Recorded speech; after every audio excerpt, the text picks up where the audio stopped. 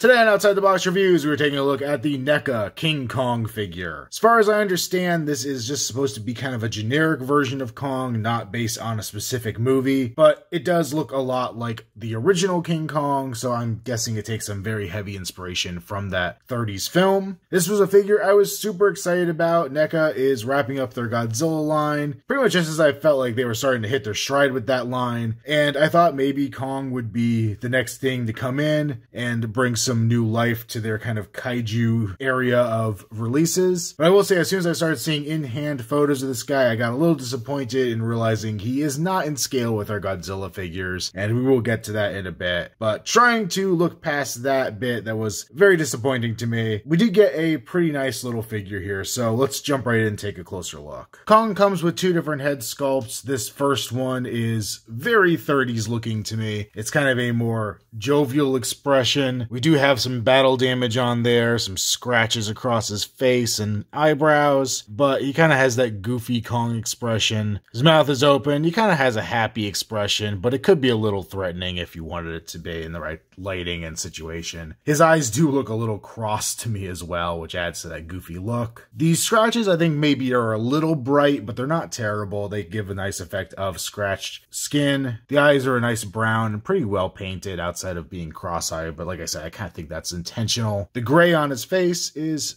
decent looking, has some nice kind of shading to it, and then it peaks into that brown in his hair, which looks pretty good. The teeth are really well detailed, nice kind of yellowy teeth. You got the tongue in there. You can see the teeth do become the molars in the back, which is nice. Yeah, pretty solid. This gives me flashbacks to the old Universal Studios King Kong ride, where you get a lot of views inside Kong's mouth. But then we could swap this out by popping it off. He has a big sturdy joint in there, and then we could pop on a very angry face. Now this has some battle damage, but actually less than the happy face. We just have those scratches across the muzzle, but none really there on the eyebrow. There's a little bit here on the side of his cheek, but it's not as severe. Actually, the red on here is duller than it is on the other head. And to me, this is a more modern sculpt just because it looks more like an actual gorilla. He has his lips pulled back, his teeth more bared, looking very vicious, but a lot of the same general idea, just a more angry looking face here. As we look down the figure, a lot of the same paint scheme continues. We have browns and grays kind of mixed together in his fur, which look pretty good. There's kind of a wash to the whole thing, like a grayish wash that gives it a more realistic look. It brings out all the individual hairs. We have his large gorilla chest there. You see more damage on both sides. And this is also a more muted red. So I think maybe my other head maybe is just poorly painted because the scarring here matches the face pretty well. And I think this looks decent. The upper body is kind of a hard sculpt, and the lower body is that kind of soft rubber we've seen on a lot of NECA figures to help with articulation. His arms that are really nice and long, and then we do have multiple sets of hands. So right now I have kind of his open, they're not really grasping hands, they're not really knuckle walking hands, they're almost like something in between, but we have the dark brown fur on the top. We kind of have some brown there on his knuckles as well, and then the more gray on the interior. Other hand is roughly the same. I do wish he had other hands so you could pose him like gripping stuff, but you can swap these out. And he has a pair of fists, basically the same on either side, and the same kind of detail of the hair with the gray hands, but they look pretty good, and I think these work more or less for a lot of things you're going to be doing with Kong. The legs are relatively long for being a gorilla. They're definitely not the same kind of proportions you get on a real life gorilla. We do kind of get more into this reddish brown here at the bottom, and then we have his big old ape feet there, pretty nicely detailed, and we do get detailing on the bottom as well as some peg holes and also some copyright info. For articulation, we do have kind of a dumbbell ball joint at the head, so you could look relatively far up. So if you did have him in a knuckle walking pose, he could actually look decently forward. His chin basically goes to his chest, but because both heads are open mouth, it doesn't really go down super far, but about as far as you could really expect with an open mouth. We get a little bit of motion side to side, not tons, but an okay amount. And then you could rotate side to side there as well. So combine that all together, you get a decent range of motion. Shoulders will go forward and back, full 360, all that good stuff. They will go out to the side, almost 90 degrees. Not too shabby at all. We have a bicep swivel. We have a double jointed elbow, so it will bend basically all the way in. We do also get some rotation there at the elbow as well, as you kind of would come to expect with NECA figures lately. We can rotate at the wrist as well as hinge up and down. This is the same for all 4 hands. We have a mid-torso ball joint. He will bend very far back. Once again, good if you're doing like knuckle walking poses. He bends an okay amount forward. We do get this kind of bulge here at the back if you do that. So it's a little bit of an ugly pose, but from the front, he looks decent. We can also rotate side to side, I guess full 360, nothing hindering him. And then he will pivot pretty far off center. So you get a good amount of pivoting movement there with him. His legs will kick forward. You can hear that nice ratchet joint. Also the soft rubber of the lower body kind of picks up around the leg if you go very far. And not quite as far back, but a decent amount back. You also kick out to the side, once again ratcheting, and basically full 90-degree bend there. Actually, a little further even if we move his hand. We can also swivel at the upper leg. We have a double joint at the knee. It doesn't fully bend back in on itself, but it does go pretty far back. You can also rotate there just like you can with the elbow. And then we do have a ball joint at the foot, but I find it a little stiff going forward and back, so you don't really get very dynamic poses out of that, but maybe I'm just being a little too... Oh wait, there's actually a hinge in there. Ha! No wonder I was having trouble.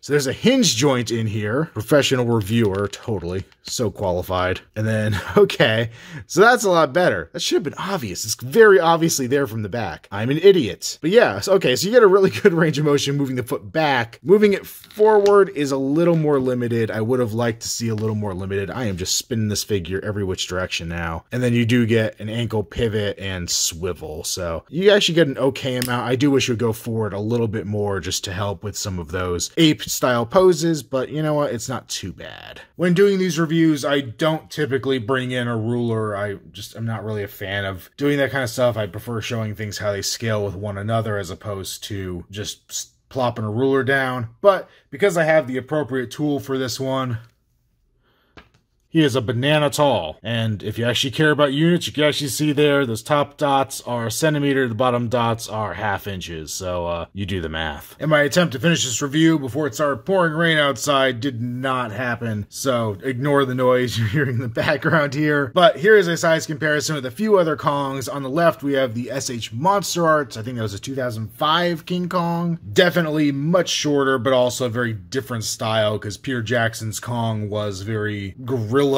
as opposed to, I always think of Kong in every other movie as being a little more humanoid in the way it moves. And then there on the right, we have the Mezco Kong. I think this was supposed to be based off of the Skull Island comics, which have nothing to do with the movies. I may be wrong about that. But he actually kind of splits the middle ground between these two. He's a little closer to the size of the NECA figure, but I honestly think he scales a little better with some of the other kaiju we've gotten in other lines. But it is interesting to see all three lined up, all very different versions of Kong. And ironically, all ones of Kong with some kind of scarring on his chest and face. And let's go a little more modern or a little bit cheaper and bring in the Playmates Kongs, the Skull Island version there on the left, and the King Kong vs. Godzilla one there on the right. Both much smaller figures than this guy. The Skull Island one I actually did a repaint on, but under this harsh light, it looks pretty bad. But I still think it looks a little bit better than it did when I bought it. But yeah, these are both kids' toys, so they're not really a good comparison. But just to show you this Kong with more modern ones, and let us fantasize about what we could have gotten if Playmates didn't get the universal rights to this stupid movie. And to me, the most important, bring in some Godzillas. So we have the Monster Arts King Kong vs. Godzilla there on the left, and the NECA Mothra vs. Godzilla version on the right. Are you sick and tired of seeing this figure by now? He's been sitting around my workstation for what feels like months at this point, and I just keep bringing him in for random size comparisons and have not yet actually gotten him on display like I intended to. But either way, you can see this Kong is clearly way bigger than these guys, and if you're looking at the suits in terms of what Toho had, Kong should stand much shorter than Godzilla. The actor for Godzilla had his head in the neck of the suit, so the same size person in a Kong costume would have his eyes in Kong's eyes, so Kong's head should be level with Godzilla's neck. Even if you go with like Ultraman style, where they picked a very tall actor to play Ultraman so that the monster stood face to face, this Kong just towers towers above Godzilla by a pretty large amount. However, I do think you can kind of fudge it if you want to do a display and have Kong in a more bent over position, a more kind of animalistic thing going on. It gets him down to about the right level. He's still a very bulky character for this, and I don't think he scales perfectly, but you could at least get maybe a little something going in terms of a display. I have seen some people do some really cool shots for figure photography where they have Kong kind of in the background, maybe like throwing Godzilla by the tail or something, and you're able to kind of fudge the scale a little bit more than what you could do just having them side by side like this. But really, just a wasted opportunity on NECA's part, since they did make, at least the two figures here, the center and right, they made those two figures. They very easily could have scaled them to one another, but they chose not to, and Kong just kind of exists in his own scale, I guess. I was wondering if maybe, because I know the Pacific Rim stuff was a little on the large side, but I don't have any I could pull out readily, so maybe he scales with our Pacific Rim kaiju a little better, but I'm not 100% sure, and like I said, I just can't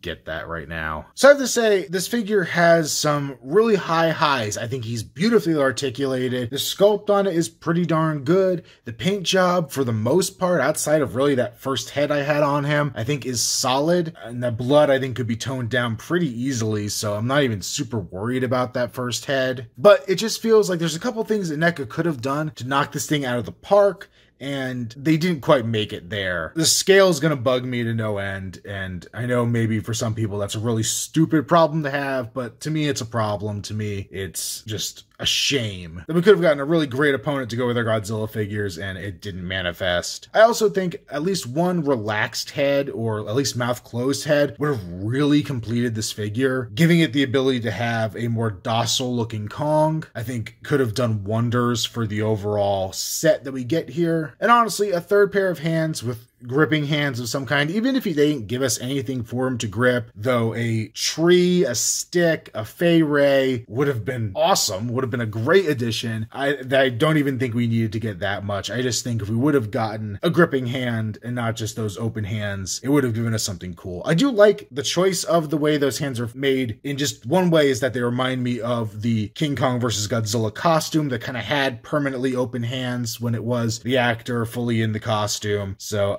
I kind of wonder if that was an intentional homage, or if that was just them kind of blend the line between an open hand and all those other kind of things it could possibly be. But yeah, it could have had a little bit more going on. It could have been a little better scale. But overall, I think this thing is recommendable. It's a cool figure. I would love to see them, since this does feel very 33 inspired, to go and do some of the other versions of Kong. I would love to see a De Laurentiis version of Kong especially, and of course the Toho versions, but I feel like that's probably not going to happen anytime soon, which is definitely a bummer. But I would have loved to see a fully expanded Kong line. He doesn't have that many looks, so it wouldn't have been that hard. I have already seen people speculating that we're probably going to see this guy re-released in a black and white version. I would not doubt that's coming. That feels right in NECA's wheelhouse. So I think we could pretty confidently look forward to that figure coming out sometime in the relative future. But like I said, recommend for this guy, and I will see you guys in the next one. Later.